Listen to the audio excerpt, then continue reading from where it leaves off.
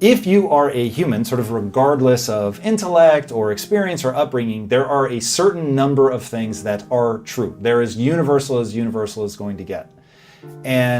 And look, nothing is perfectly universal, but some things are really close, like an internal dialogue, and an internal dialogue that skews negative, right? Which is where most people start. Yeah. You get people like Kanye on one end who just cannot see themselves doing anything but the best ever, the greatest, and all that. And then you get people who actually don't have an internal dialogue. Like there are no words going on in their head, which is crazy, but nonetheless true.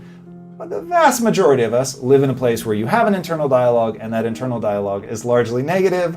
And so once you know, okay, cool, this is a trick of evolution, and my brain, so a guy named David Eagleman gave me this insight. He's a neuroscientist. Think about this. Your brain is enclosed in a dark box. Light never touches your brain. Sound never reaches your brain. And everything you experience as being in the world out there beyond you is all happening in your brain. It is a virtual reality that your brain creates for you.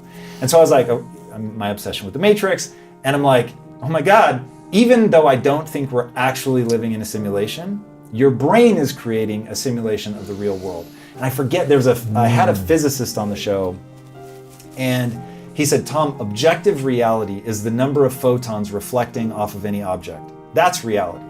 But you don't perceive it like that. You look at something, it's like, this is gray, that's white, your shirt is sort of green. Sort of green, yeah. And like, you just perceive it like that.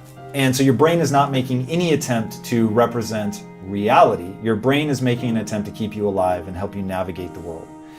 And I just thought, oh, that's so interesting. So knowing the heuristics that my brain is using, the rules of thumb, the shorthand, it's not true, but it has this massive influence on my life.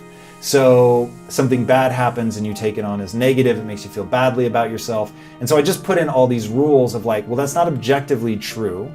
So if I'm not worried about objective truth, what should be sort of the North Star? And for me, the North Star became utility, what's useful. And so once I shifted away from trying to like be objectively true about myself, realizing I'm probably not gonna ever nail that, but I can get to something that's very, very useful. And so then I wrote my beliefs down and sort of started thinking about value system. And I will end this rant with one thing, which is recognizing that brain plasticity is real, and so much of who we are, let's say it's roughly, science says it's roughly 50%, this is not me making it up, that 50% is hardwired and you're not going to be able to do anything about it, but 50% is insanely malleable. And I love this quote, so great, that you can't make a racehorse out of a pig, but you can make a really fast pig. And I thought, okay, cool. So maybe I'll never be a racehorse, but I can be a really fast pig. And so whenever I'm feeling badly about myself or something knocks me off center, I just come back to that idea of what's useful. How do you move forward? Like, even if you're not going to be the greatest of all time, does it benefit you to act as if you could become the greatest of all time if you pour yourself into it? And so I don't know that I'll ever end up being the greatest anything, but dude, acting like I can and like really practicing and moving through the world like I can become the greatest has propelled me forward. Like if 50% is hardwired and then the other 50% is making the most of that, I am really having a ball, making the most of what I was given. So I'm good. Yeah. But am I insecure? Yes. Am I paralyzed by insecurity? No. Do I invest in that insecurity? No. I don't think it makes any sense to wallow in like, oh, I should be smarter. You know what I mean? Like I'm not stuck there. Yeah. Let's say your goal is I want to feel good about myself. So getting back to center. Okay, I want to feel good about myself, but I just did something to embarrass myself, and it has real world consequences, right? It really was embarrassing, and it really will stick with me maybe for a year, maybe 10 years, maybe this is a thing that now is associated with me forever, right? It's out in the internet, whatever. So how am I going to recenter? I use one question. Will it serve me to feel badly about myself because of this? And if it does serve me, and by the way, sometimes it does, like you need that sting of like, I messed that thing up. I don't want to mess up like that again. And being upset by it, never more than 20% of your time.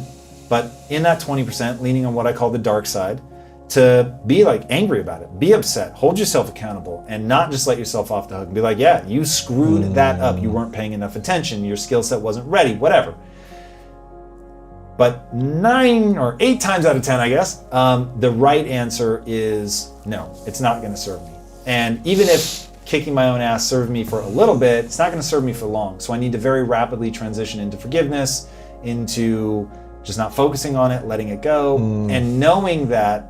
So I have a belief that I've consciously instilled in my life that I only do and believe that which moves me towards my goal. So even if it's true that I'm a moron, believing that isn't going to serve me. So I just go, okay, well, that's not going to serve me, so I need to at least believe I can get better. Oh, okay, I can get better, cool, then I'm just going to focus on that. Yeah. And that simple reframe pulls me out of that, and it's a pattern interrupt, right? Using cognitive behavioral therapy language. I don't allow myself to death spiral about what a moron I am.